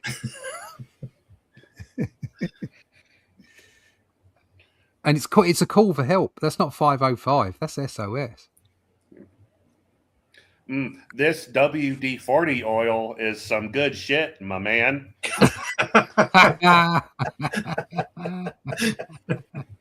So, is this a robot that's come from another planet? Yeah. We're talking about alien robots. Yeah, it's come from Planet X. It's dropped in out of space. Yeah. But it's not bad enough that you have to deal with all the rogue robots on our planet.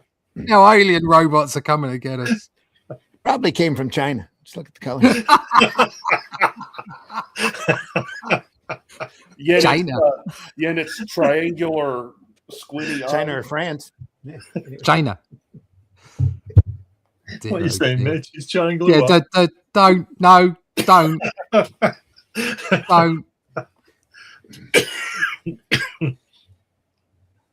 Oh dear.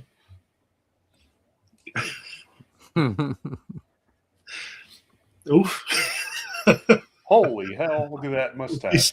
He's singing I Am the Walrus. Wow, look at that. Oh dear. Look at that. I deserve to rule the universe. Oh, Yeah, he's this the guy's alien. primary villain. He returns a couple of times. This guy does. You can tell because of his mustache. Yeah. It looks like he's got 2 bananas shoved up his nose, doesn't it? Nostril tusk. Nostril tusks. It's growing out of his nose. Yeah, that's not a mustache. That's his nose hairs.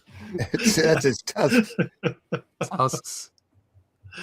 Oh dear. Sorry, I've really been neglecting the chat here. We need to get back into this for a second. Before we get closed down. Says, wow, that cover for issue 2, Total Eye Candy. Yep. Yeah. The older guy on 44, 45 reminds me of the All-Father character from the New Yeah. Gods. Yeah. We'll have Terminators in a couple of years. I think we've already got them. I think China already got them. Yeah.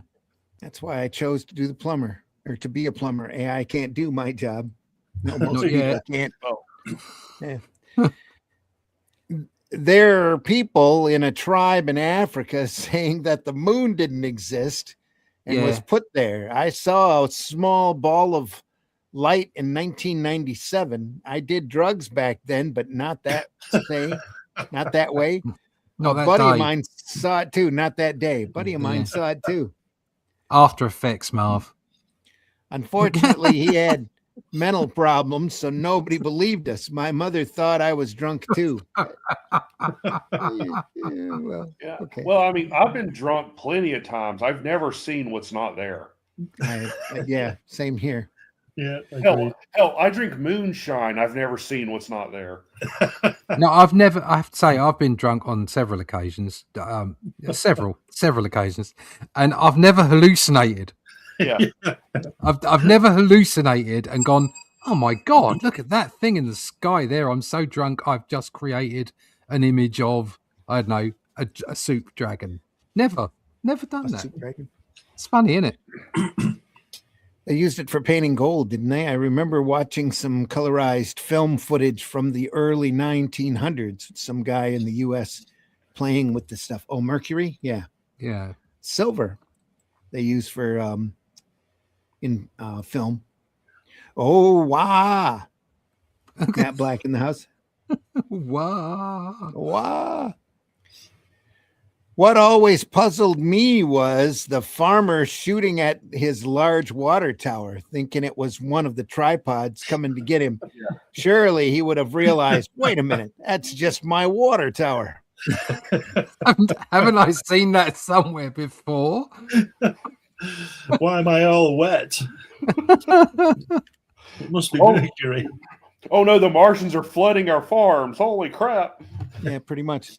I think that was the only real casualty from the radio program. Nobody died or anything. Just a couple of water towers got holes in them. Everything happens in the U.S. from what I have gathered. So technically the rest of the world is okay. Thank you for your service, Radiant. There you go, Matt Black.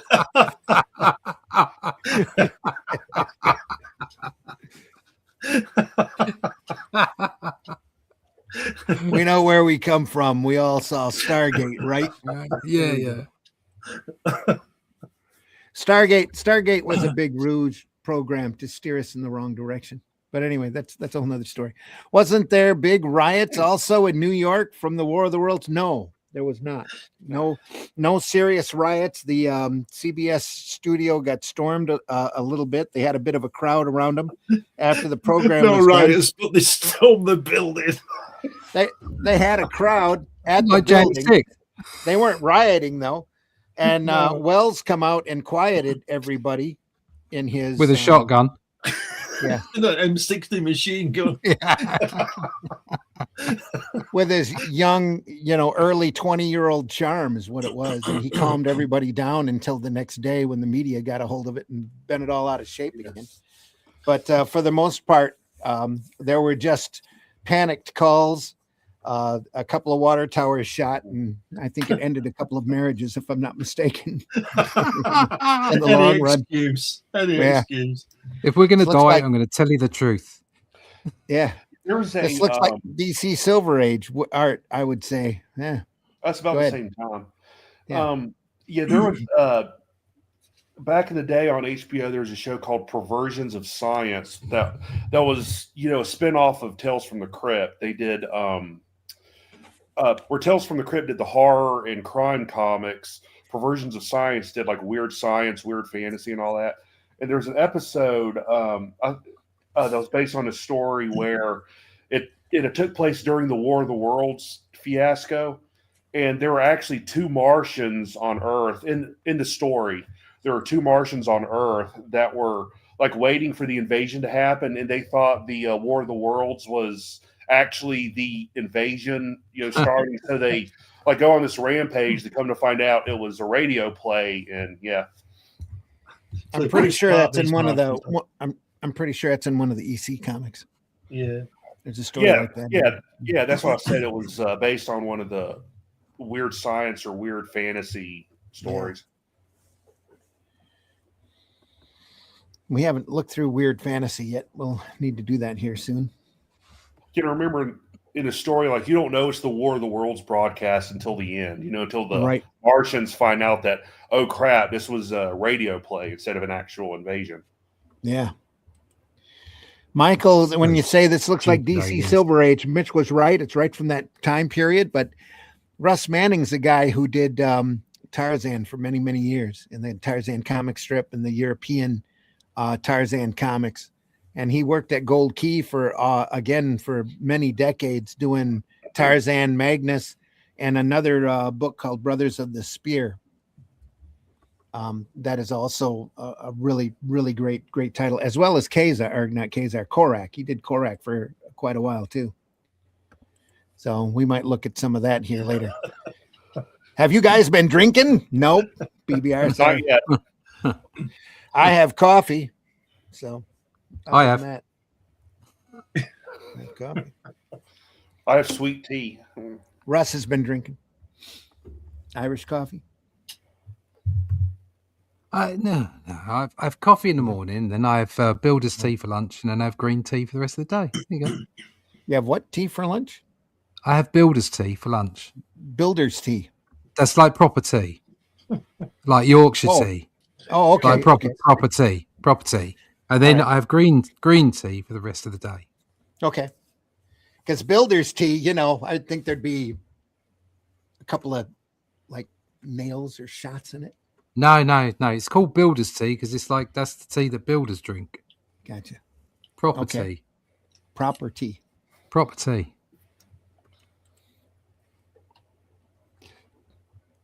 But thought the money comes from America. What? What money? Good morning. There's nothing left. Have you been drinking? Yeah. I spent a lot, guys. Yeah, we're finding out everybody else has got it in their checking accounts and so-called fake nursery schools, daycare centers. They're called leering centers. Leering centers. That's it. Leering. Thought the money comes from America. Yeah, leering centers. Lol. I am the walrus. LOL. Well, cuckoo choo. Cuckoo, yeah. That LOL. last panel on the second page is a fantastic drawing with that guy with the gun, isn't it? the robot with the gun there. Yeah. Sorry, carry on with your. Oh yeah, I like that. No, you're fine. You're actually bringing us back to topic. which Yeah, is what no, it should I be. like that. The sun and moon is a part of folklore. Yep. Man is one of this one is winter that moonshine peach flavor. Man, this one is winter that moonshine peach flavor. The Jenga or the Ninja has been drinking. I really say that, guys. Warms the spirit and other things. Got to keep your things warm. Oh, no, I don't drink. Okay. Used to. I got you. Hi, how are you? Martha's in the house. Good to see you Hi, here. Martha. Martha's. Hey, Martha's. You're late. Had to run from a man eating stegosaurus and barely escaped with my life. Oh, it was a stegosaurus, not a guy eating stegosaurus. Gotcha. Barely escaped. Oh, man. Yeah, he was eating the Agreed stingers. Property. So I hope he got his fill of that stegosaurus meat, man. Yeah, pretty weird. man eating a stegosaurus. Yeah. Oh dear. America's an empty bowl with a bone in it. Seems like it. I'm not arguing with you, the Ninja, on that one. Yeah, neither am I. LOL. All right. Moving on. You get to see that guy with the nose tusks in every direction.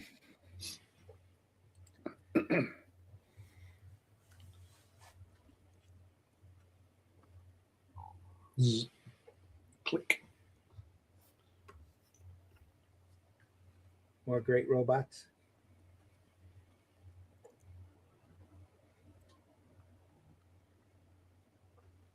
A closed fist there. Can't say I've seen that before.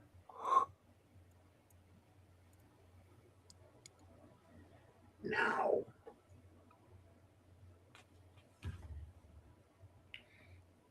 Clunk. Yeah. But Magnus can't fight that guy. He's not a robot.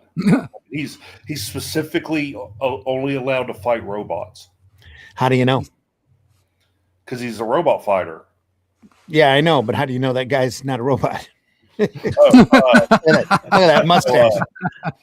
He's No. got some eyes on him, hasn't he? Look at him. It does. He's He got looks like like, cat like a eyes. cat. A cat man. Earlier, you mentioned a comic, Korak. Is that the right name? What's the spelling? Korak. Korak, son of Tarzan. Correct. Korak, son of Tarzan. You used to call him Boy in the movies.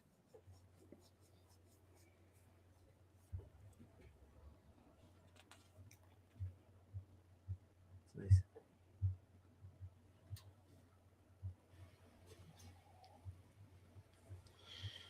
When DC got the Tarzan license, they did a Korak comic for quite a while. Had a great backup feature of Carson of Venus by beautiful. Every there's not a bad page in the work. Just fantastic. It's only about I think it was 8 pages, 5 to 8 pages per chapter in every issue. It was worth buying the book just for the backup feature.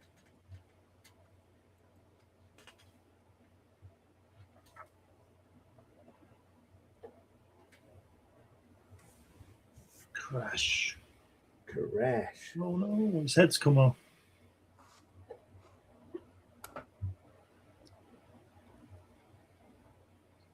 You did it just in time, Magnus. Another few feet and our building would have been totally destroyed with us in it. So he destroyed a bridge instead. Yeah. You can always rebuild a bridge. But you can't rebuild a building, though, apparently. No. Well, not with a lot of people in it. This is just squishes a couple cars. Is he speaking in that ghetto talk there, that guy? He says, destroyed with us. In it. In it? Yeah. Must be an English thing. As long as robots threaten man, Leja, whether they come from our own factories or from outer space, I will continue to fight them. Ta-da. He sounds like a bigot. The end. Well, he is. He hates robots because they're He's a robots. robophobe. That's what he is. A It's a robophobe. robophobe. Yep. Robophobe. Look at that. That's lovely. It's so simple. It's brilliant. We've been at this for over an hour and a half. Shall we save this Yeah. for next week? Next Yeah. week, yeah. She's Yeah. got nice, Second got nice hour. legs, hasn't she? About halfway through. I was thinking that about his legs, actually. Both of them have nice legs. Yes. I wonder if he I was shaved like- his. Oh, definitely. Yeah. No, he waxes.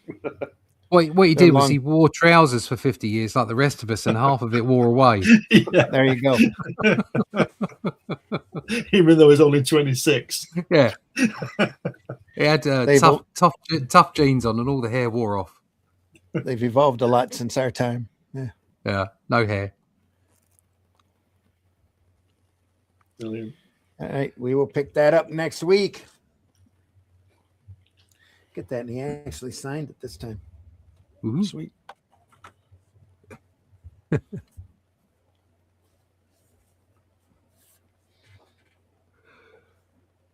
So Yep. We've been looking at Magnus Robot Fighter.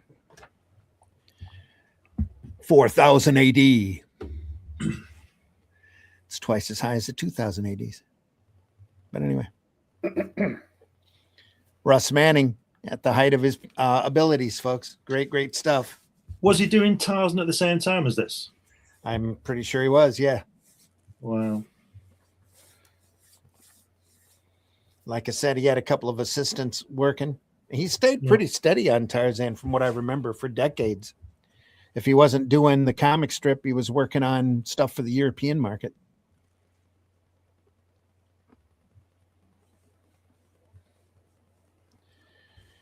And then I would imagine to keep him and keep him happy, Gold Key let him go and on a title. Yeah. Just Lasted quite a bit. It was bi-monthly and ran for I think 26, 27 issues. The first run of Magnus did. Then of Might course have been Shooter brought it back from Valiant. Go ahead. It might be bi-monthly because he was doing the other stuff. That's yeah, probably. More Magnus next week, folks. Be with us on Friday, this Friday, as we begin going through this wonderful gem, Oh, look at this. the Eternon. Ooh, Sent to us from PBR. look at that cover. Give us a preview, Randy. Oh, look at that. It's a pre-cut. What a cover that is. Oh, There's some love put into the printing of this one. yeah, there some expense as well. Yeah. This is done by Fantagraphics, if I'm not mistaken.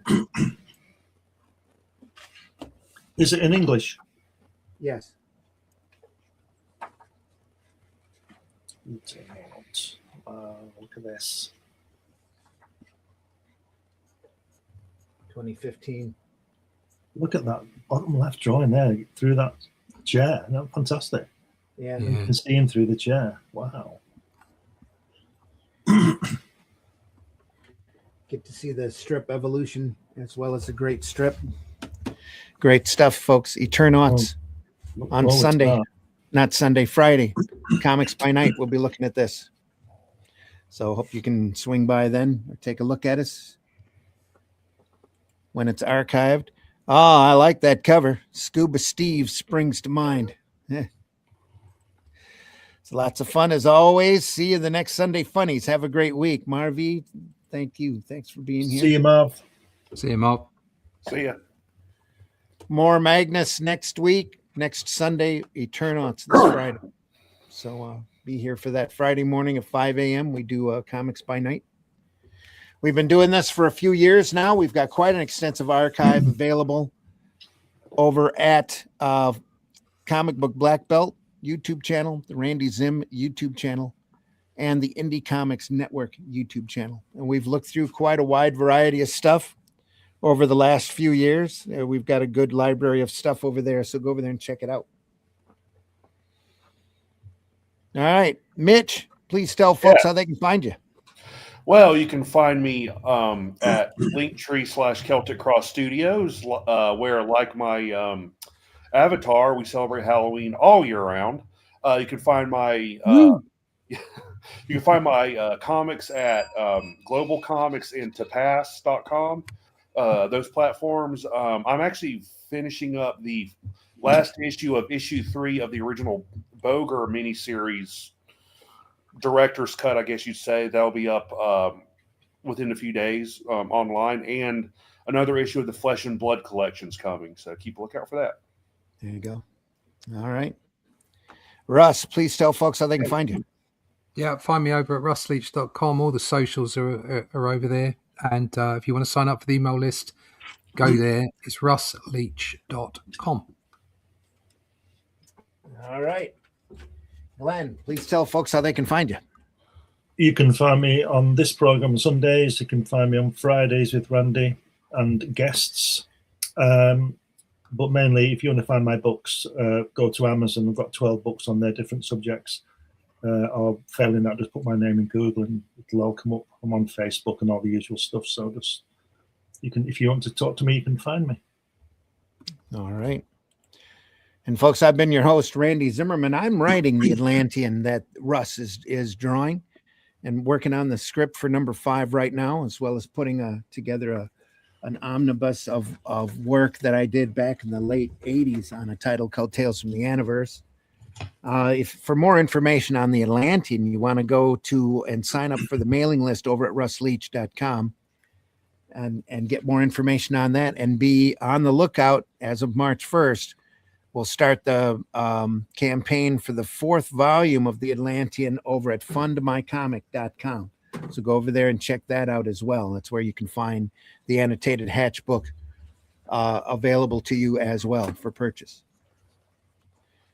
Folks, again, we deeply appreciate you stopping by. Whenever you watch us, please hit that like button, whatever program or whatever format you're watching us on. If you can subscribe to the channel, please subscribe to the channel wherever you're at.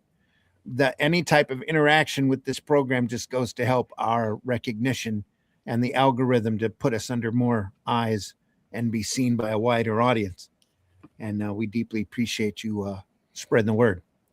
If you've got great comics out there that you enjoyed, you should tell people instead of using the net for trolling and negativity. Let's go out there and tell folks what your favorite comic is, what comic you just read that you liked, or even if you didn't like it, tear it. Don't troll it or hate rage it. Just critique it and try to be constructive about it. Try to leave this industry in better shape than what you found it. Please.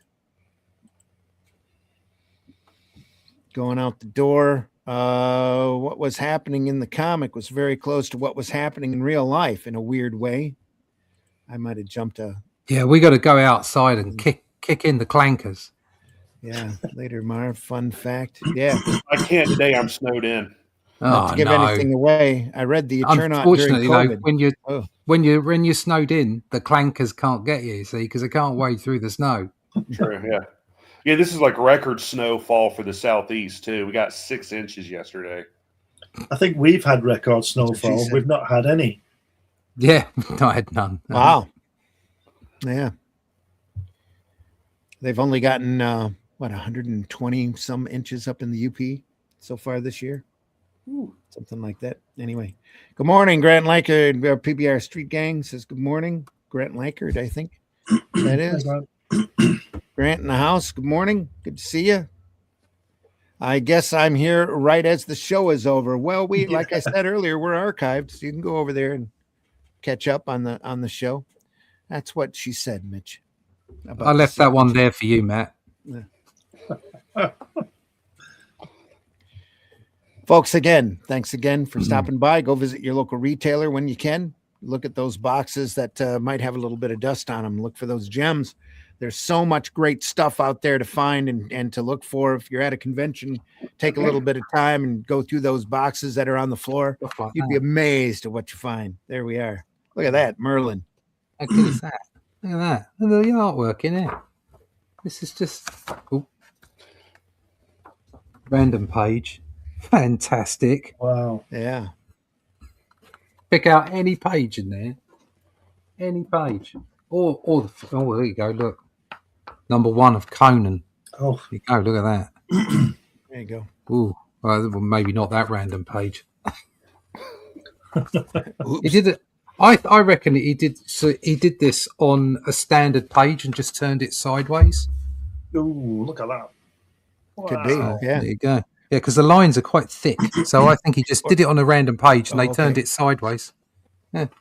There you go. Anyway, comics like that. Go buy them. There you go. Absolutely. All right, folks, we are back on Friday morning at 5 a.m. with the Eternaut. We'll be back Sunday morning, next Sunday, with the rest of Magnus, the Robot Fighter. I will be on J.D. Calderon's show tonight, talking about indie comics and whether or not we are approaching a new golden age, apparently, of indie comics. We get to argue about that. Later tonight, 7:30, also at the Indie Comics Network. We'll have that. And I think that's it. Just practicing. It says, thanks, mate. This is just practicing. The ninja says. All right. Everybody, take care. We'll see you on the next one. Oh, on our way out the door, we want to remind you of a quote from our friend, the great strategist, military strategist Sun Tzu, who says, everyone's an atheist until they clog a toilet at someone else's house.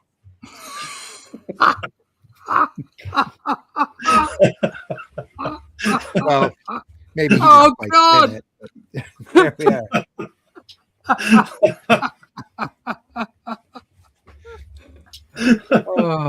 Take care, everybody. See you on the next one. Thanks so much for being here. Deeply appreciate you all. We'll see you soon. Take it easy.